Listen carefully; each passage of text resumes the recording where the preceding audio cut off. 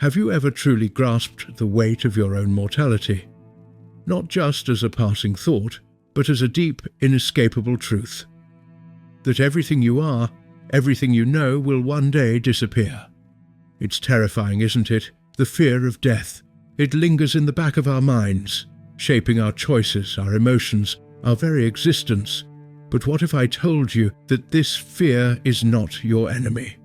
What if I told you that understanding death is the key to truly living?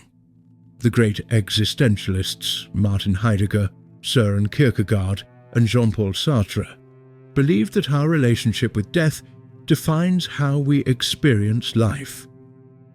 They argued that only by facing our mortality head-on can we break free from the illusions that keep us trapped. But are we ready for this truth? From the moment we become aware of ourselves, we are haunted by the inevitable end. We distract ourselves through work, entertainment, relationships, pretending it isn't there. But deep down, the question never leaves us. What happens when we die? Is there something beyond this life, or do we simply disappear? Science offers no comfort. Neuroscience tells us that consciousness is nothing more than the activity of neurons.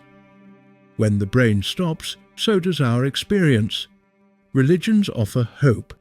They tell us of an afterlife of reincarnation, of heaven and hell, attempts to soften the crushing weight of finality. But what does existential philosophy say?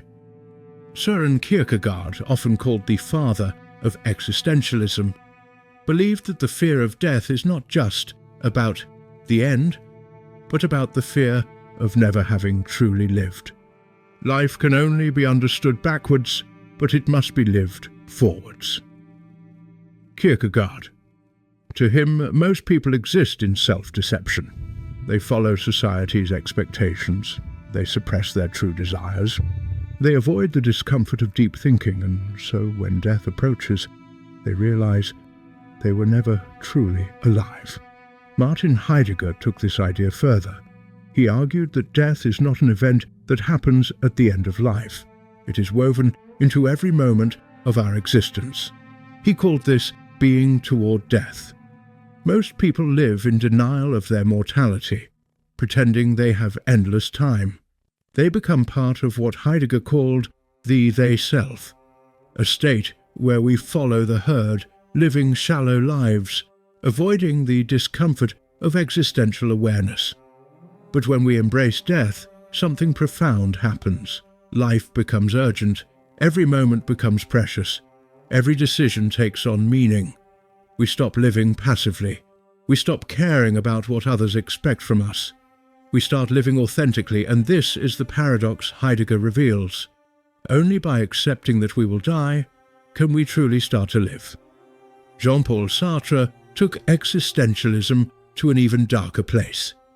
He didn't just acknowledge death, he shattered the comforting illusions that most people rely on. Sartre rejected the idea of an afterlife, of destiny, of meaning handed to us by a higher power.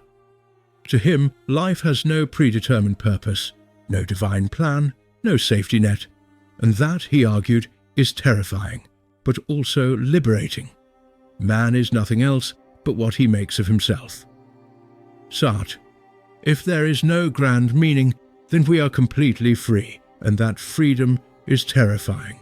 Most people don't want absolute freedom because it means total responsibility. It means we cannot blame fate, God, or society for our failures. It means we, and we alone, must create our own meaning. So if death is certain, and life has no inherent meaning, what should we do? Existentialism offers a radical answer. Accept death, but don't let it paralyze you. Most people live as if they have forever. They don't.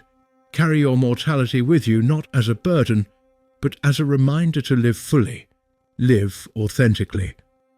Kierkegaard believed that most people never become their true selves because they are too busy conforming.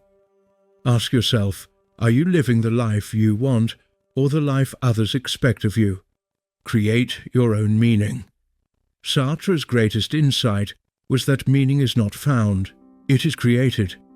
If you don't decide what matters in your life, someone else will decide for you. Turn anxiety into action. The fear of death is not an enemy. It is a signal. It reminds us that time is running out, that we have unfinished dreams, that we are still alive. Use that anxiety. Let it fuel your passion, your purpose, your courage. The fear of death is real, but it is not meant to cripple you. It is meant to awaken you. The great existentialists didn't just want us to think about death. They wanted us to wake up.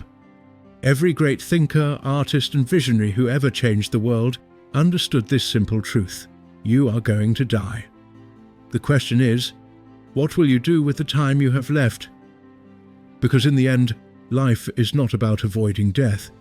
It is about embracing the unknown and daring to live anyway. If this video resonated with you, comment below. How has the fear of death shaped your life? What philosophical ideas have helped you deal with it? Join the conversation, and if you want more deep dives into philosophy, psychology, and self-discovery, make sure to subscribe and turn on notifications. Thank you for watching. Keep thinking, keep questioning, keep evolving.